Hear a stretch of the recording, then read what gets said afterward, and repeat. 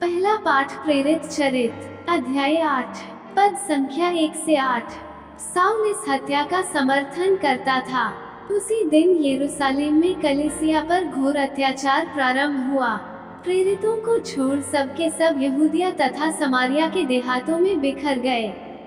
भक्तों ने स्तेफनुस पर करुण विलाप करते हुए उसे कब्र में रख दिया।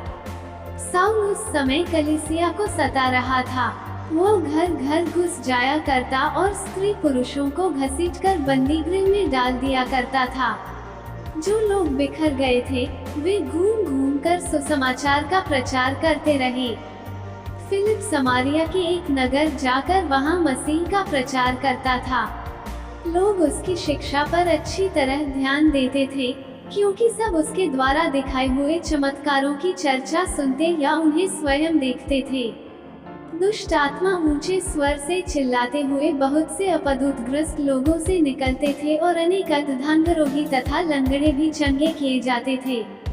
इसलिए उस नगर में आनंद छा गया। सुसमाचार यूहन्ना अध्याय 6 पद संख्या 35 से 40। उन्होंने उत्तर दिया, जीवन की रोटी मैं हूँ। जो मेरे पास आता है उसे कभी भूख नहीं लगेगी और जो मुझ में विश्वास करता है उसे कभी प्यास नहीं लगेगी।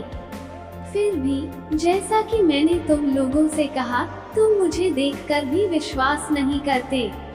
पिता जिन्हें मुझको सौंप देता है वे सब मेरे पास आएंगे और जो मेरे पास आता है मैं उसे कभी नहीं ठुकराऊंगा, क्योंकि मैं अपनी इच्छा नहीं बल्कि जिसने मुझे भेजा उसकी इच्छा पूरी करने के लिए स्वर्ग से उतरा हूँ। जिसने मुझे भेजा उसकी इच्छा यह है कि जिन्हें उसने मुझे सौंपा है मैं उनमें से एक का भी सर्वनाश न होने दूं, बल्कि उन सबको अंतिम दिन पुनर्जीवित कर दूं। मेरे पिता की इच्छा यह है कि जो पुत्र को पहचानकर उसमें विश्वास करता है उसे अनंत जीवन प्राप्त हो। मैं उसे अंतिम दिन पुनर्जीवित कर दूंगा। मनन चिंतन। प्रारंभिक कलीसिया में एक ख्रिस्ती और विश्वासियों पर घोर अत्याचार हुआ करता था। अड़ा के मारे लोग बिखर गए। साउल घरों में जा जाकर लोगों का बंदीगृह तक घसीट ले जाता था। फिर भी प्रेरितों ने घूम घूम कर सुसमाचार का प्रचार किया। लोग उनकी शिक्षा को ध्यान से सुनते एवं विश्वास में मजबूत होकर आनंदित थे। प्रभु यीशु भी लोगों को पिता के बारे में बताते हैं। वे पिता की इच्छा को पूरा करने आए।